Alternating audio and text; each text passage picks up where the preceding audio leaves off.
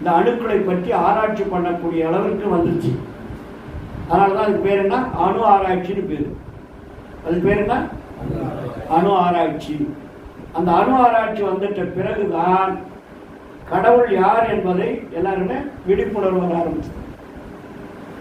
அதுக்கு முன்னாடி கண்மூடித்தனமாக தான் நம்ம எல்லாம் வாழ்ந்துட்டு இருந்தோம்.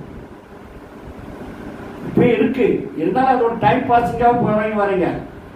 ஒரு கோயில் போறதே முன்ன மாதிரிலாம் ஒரு பக்தியோட யாரும் போறதில்லை. அது ஒரு டைம் பாஸ், டூரிஸ்ட் போற மாதிரி. ஆமா, ஆனா இன்றைக்கு அப்படி அல்ல. இன்னைக்கு அறிவுபூர்வமாக சிந்திக்க ஆரம்பிச்சிட்டாங்க. அதனாலதான் அந்த காலத்தில் என்ன பண்ணாங்க, கடவுள் உண்டு இல்லை என்ற வாதங்கள் வந்தது. இன்னைக்கு நேற்று இல்லை, எப்போ கடவுள் உண்டுன்னு சொன்னானோ அப்பயே கடவுள் இல்லைன்னு சொல்ற அலுவலகம் வந்துட்டான். ஏன்னா ப்ரூஃப் காட்டுங்கன்றான். கடவுள் இருக்காருன்னா அது ப்ரூஃப் காட்டு, நானும் பார்க்கணும். கேட்கறதுக்கு பதில் சொல்ல தெரியல.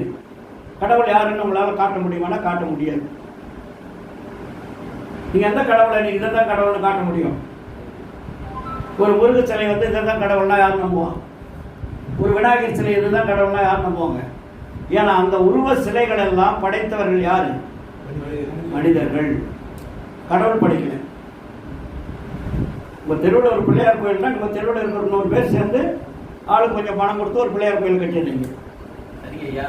இப்போ வந்து அவர் விநாயகர் முருகனை வந்து மடல் தானே பாடியிருக்காரு. சொல்றேன் அது மாதிரி தான் கேட்கும். ஆச்சுங்களா? அப்போ இந்த பிரபஞ்சம் முழுவதுமே இயற்கையில ஒளி அணுக்களாக தான் இருக்கு.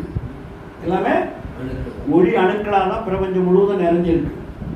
இப்போ நண்பர் கேட்டார்ல, வள்ளலார் சின்ன வயசுல எல்லாரும் பெரியவங்க என்னென்ன கோயிலுக்கு போனாங்களோ அத்தனை கோயிலுக்கு போனார். சென்னையில் பார்த்தீங்கன்னா கந்தக்கோட்டத்தினுடைய முருகனை பற்றி வள்ளலாறு நிறைய பாடல்கள் எழுதி வச்சுருக்காரு. திருவெற்றியூரை பற்றி போய் பாடியிருக்காரு, அம்மனை பற்றி பாடியிருக்காரு, விநாயகரை பற்றி பாடியிருக்காரு, முருகனை பற்றி பாடியிருக்காரு, துலுக்கானத்து அம்மனை கூட பாடியிருக்காரு. எல்லா தெய்வங்களையும் வள்ளலார் பாடாத தெய்வங்கள் எதுவுமே இல்லை. ஆச்சா? அப்போ வள்ளலாரியா கடைசியில வந்து இந்த தெய்வங்கள்லாம் தான் அவர் பாடிட்டாரு. இந்த தெய்வங்களை ஏதாவது ஒண்ணு வச்சிருக்கலாம் இல்லைங்க.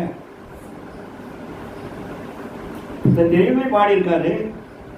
சென்னையில் இருக்கும்போது பாடினாரு. வழி வழியாக சிதம்பரத்தில் வந்து நம்ம காலமா இருந்தாரு. சிதம்பரம் நடராஜ பற்றி பாடி நிறைய பாடல்கள் நடராஜ பதிகன்னு எழுதியிருக்காரு இல்லையா? இத்தனையும் பாடி இத்தனையும் பார்த்து பாடல்களை எழுதி மக்கள் மத்தியில் கொண்டு போய் சேர்த்தது மட்டும் இல்லாமல், ஆனால் இப்படி பாடின வள்ளலாறு இங்கே வந்து ஏதாவது முருகன் கோயில் கட்டினாரா?